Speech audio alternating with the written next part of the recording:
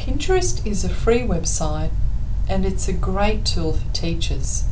It's basically a visual pin board where you can pin or attach or save your favourite websites. You can add annotations, you can organise these into folders, and as you can see, you can access these from any website or any computer with access to the web or any mobile devices. I'd just like to show you a couple of Pinterest pages or accounts. Now, Nicole Moore, Nicole's an Australian teacher, and she's got a range of boards, and these are just like folders. You can see from the titles what the contents of the pin board are. Just scroll down and show you a few more. So you can see that there's a real blend of personal resources as well as teaching based ones. You can use it for both work and personal purposes, and it is possible to create two private boards, so people who stumble across your account won't see the private ones. Now, Nicole's got a board called Classroom and Teaching Ideas. Just you click on the board to get to the links or the pins, and these are just individual websites. There's an image where you link to go through to the website itself, and you can see Nicole's annotations or comments. These are really useful. They tell you why the site is worth saving. I'll just show you. We'll just click on the image, and you can either click on the image again or click on the website link to go to the site. I'll just let this load.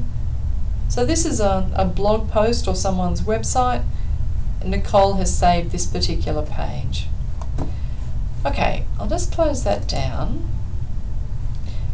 From here, you can see that it's possible to pin or repin any existing pins within Pinterest. And this is a really handy feature. It's an easy way to save other resources. It is also possible to search for ideas or search for pins or resources. Let's put in classroom ideas as an example. First of all, when you do a basic search, it will find pins with those words in the annotations or embedded on the website. So you can browse through the pins. Because I've done classroom ideas, I actually want to see if there are any people out there who created boards or collections of classroom ideas, and you can see there's quite a lot. So if any of those look of interest, and sometimes you can get an indication of level here. A lot of these look as though they're early childhood or primary. Let's just have a look at this particular one. I always go in and have a look and see if the resources in there look as though they're relevant to me. No. If they do, we've got a couple of options. We can follow the board. So once I've got an account in Pinterest, I can actually be notified of what new pins have been added to this particular board from Virginia. I could actually go to her whole Pinterest account. I could follow all of her boards if I want, but that's not particularly relevant for me for teaching purposes. So I'd go back and I would only follow this particular Classroom Ideas board. Just take us back. And you can browse through. So there's a wealth of resources, and this is a way of finding out what other people have found to be useful. There's one other example that I'd like to show you, and this is a Pinterest page that's been created by the New South Wales Department of Education, etc. And they've gathered some PDHPE resources. Again, they've got boards here, and if we go in, pick one of them. Once again, I can pin individual links or pins if I want, or I could follow the board and add that to my account. Now, let's just say I'm I'll just go back to just the main deck page here. Let's just say I do want to add or follow one of those boards. So I'll log into my own account, and you can see there's a few login options. I'm logging in via email, so I'll just do that.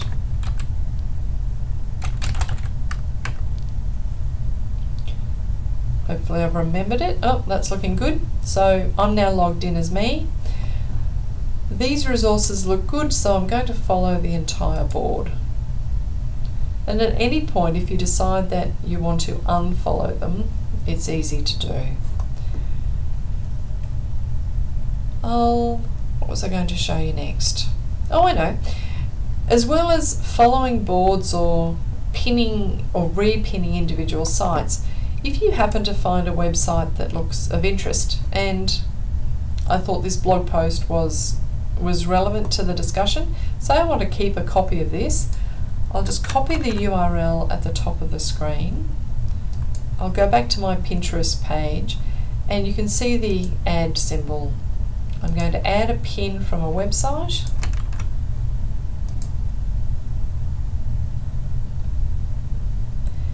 And oh well, look, it doesn't matter. You choose an image to use as the visual link. Here I can choose the board that I've created, from the boards I've created, so I'm going to use the teaching board.